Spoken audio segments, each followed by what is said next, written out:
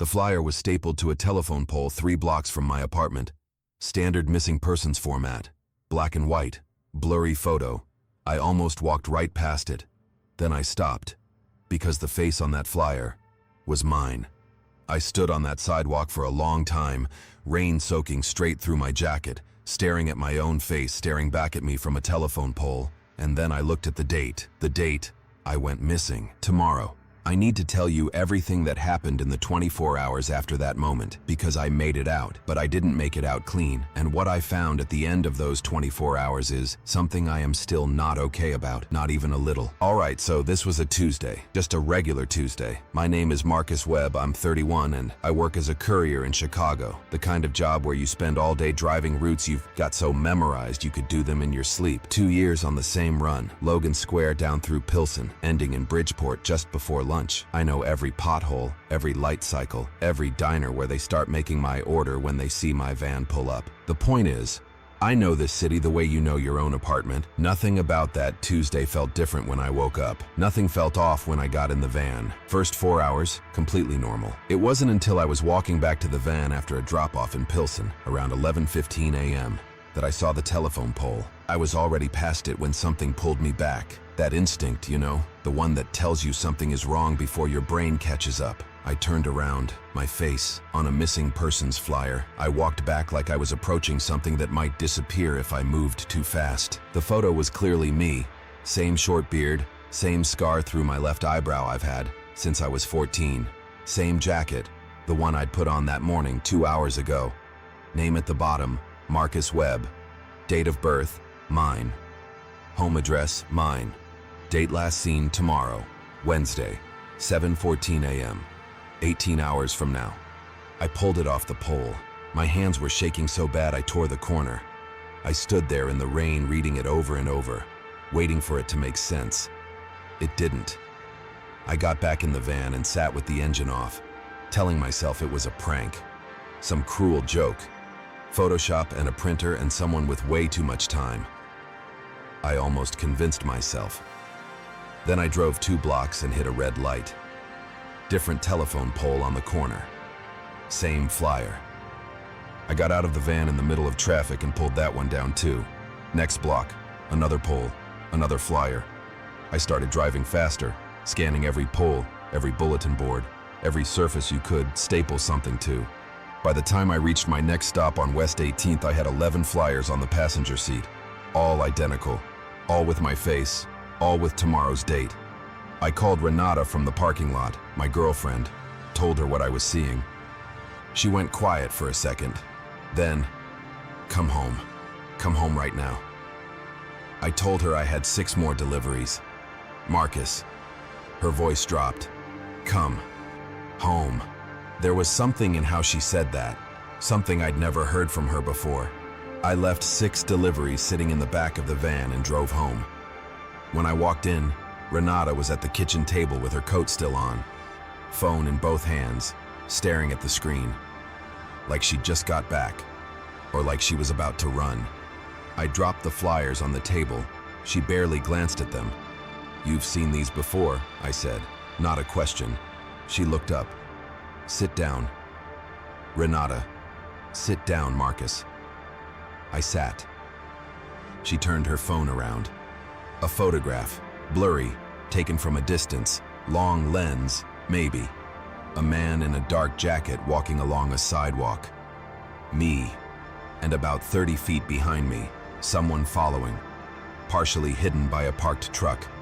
I couldn't make out who it was. The timestamp, 6 days ago.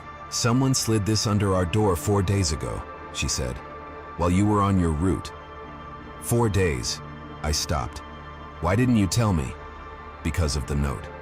She reached into her coat pocket and put a folded piece of paper on the table. I opened it. Neat handwriting. Careful block letters. He won't believe you. Don't tell him until he finds the flyers himself.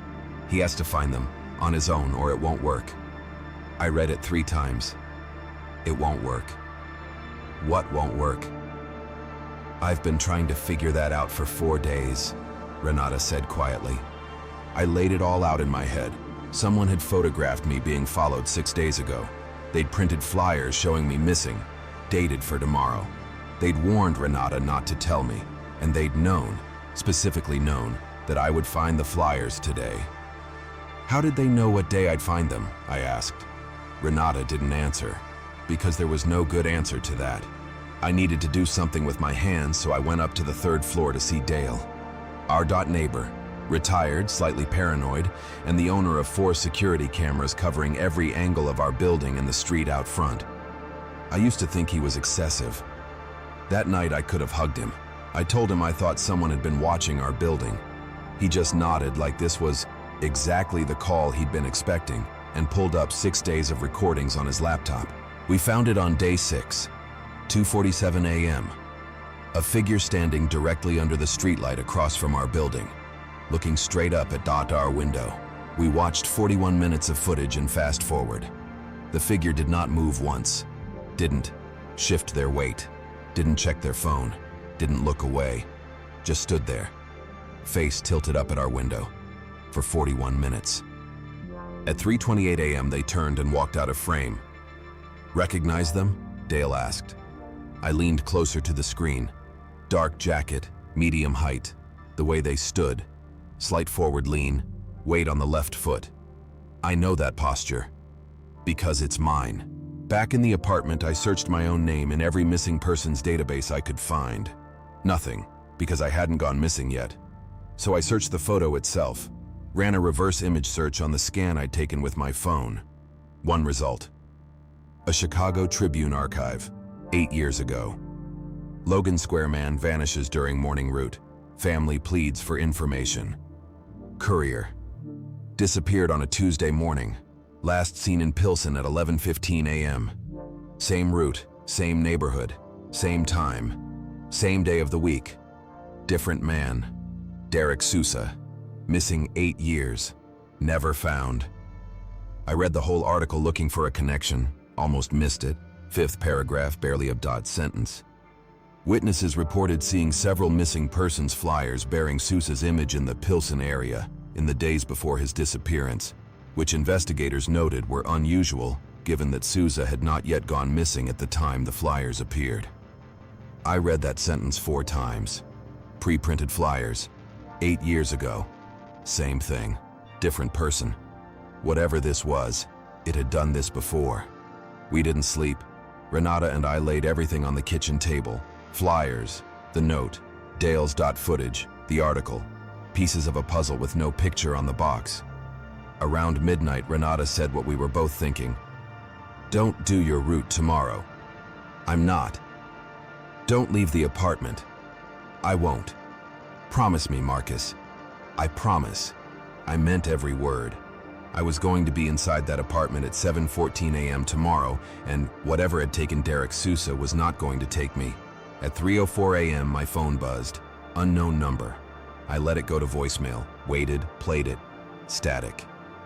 Then a man's voice. Quiet. Slightly wrong. Like hearing someone through water. "Marcus. It's Derek. I put the flyers there. I've been trying to warn the next one for 8 years. You're the first who found them in time." My hand was shaking so hard I almost dropped the phone. "Don't stay home tomorrow. I know that's your plan. It doesn't matter. It's been mapping your route for weeks. Your exact route, your patterns, your timing. The only way through is to break it. Not skip your route. Break it. Drive streets you have never driven. Make turns you've never made. Confuse the map it built of you. If you follow your patterns, even staying home is a pattern it already knows. Then, quieter. So quiet I had to press the phone to my ear. I stayed home, Marcus. That's how it found me. I did not sleep. At 6:58 a.m. I kissed Renata, told her I'd be back in an hour, and got in the van. No GPS, no planned route. I just drove. Streets I'd never been down, turns I'd never made, on-ramps I'd always passed, neighborhoods I couldn't name, past intersections I'd never seen, getting more deliberately lost with every mile. No patterns, no routes, just forward. 7:14 came and went somewhere on the northwest side between a row of industrial parks and a chain-link fence with nothing behind it. Nothing happened. 7:15, 7:20, 7:30. Nothing. I pulled into a parking lot I'd never used and sat there with the engine running, breathing. My phone buzzed. Renata. Are you okay? I typed back. I think so. Heading home. I sat there another few minutes making sure my hands had stopped shaking. Then I drove home. The door was unlocked. I always lock it. 3 years in that apartment every single time. I stood in the hallway, then pushed it open. Everything looked normal. Renata's keys on the hook, her coat on the chair, her coffee cup on the counter, half full, still faintly warm when I touched it. The TV on in the living room, midway through a show she'd been watching when I left. No Renata. I called her name. Nothing. Called her phone. From the bedroom, it buzzed on the nightstand. Locked screen. My name on the missed call. She hadn't taken her phone. I checked every room, every closet, under the bed. Empty. I went back to the kitchen. On the table, on top of the stack of flyers with my face, was a new one. Same format. Black and white. Printed clean. Renata's face. Her date of birth. Her home address. Date last seen. Today. Time. 7:14 a.m. While I was out there breaking my route, driving roads I'd never driven, keeping myself safe, it had come here. For her. I filed the police report, gave them everything. The flyers, the note, Dale's footage, the article about Derek, the voicemail. The officer taking my statement listened to all of it without interrupting. At the end, she looked at me for a moment and then said, "Mr. Webb, are you aware Derek Sousa's case is still open?" I said I was. His girlfriend at the time, she said. "Do you know what happened to her?" I said I didn't. She looked at her screen, then back at me. Reported missing the same morning Derek disappeared. Different part of the city. Same time. She let that sit.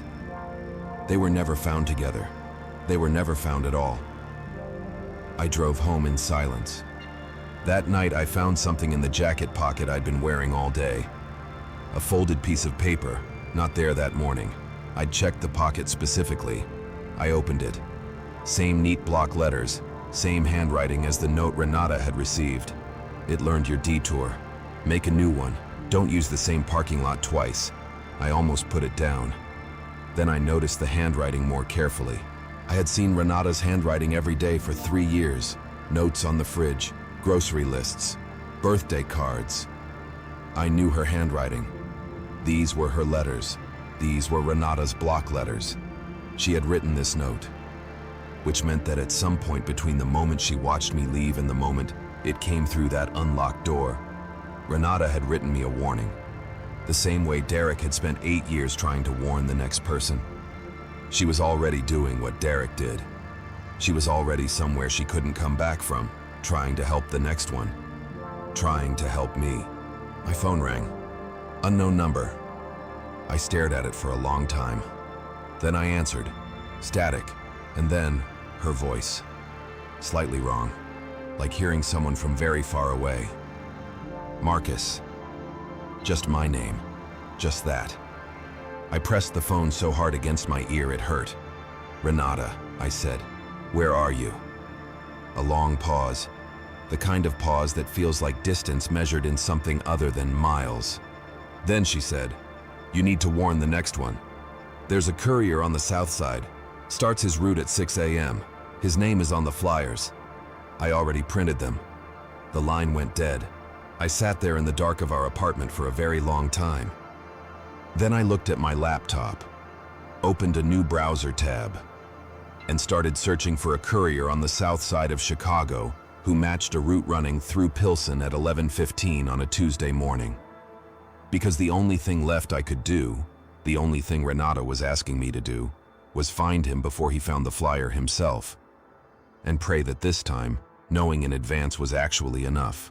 If that was you, if you work a courier route on the south side of Chicago and you drive not through Pilsen on Tuesdays, I need you to hear this. Change your route. Today. Not tomorrow. Today. And if you've already seen the flyer, drop it in the comments. Just the word found. That's all. I'll know what it means. Subscribe so you don't miss what happens if I find him in time. I'll see you in the next one.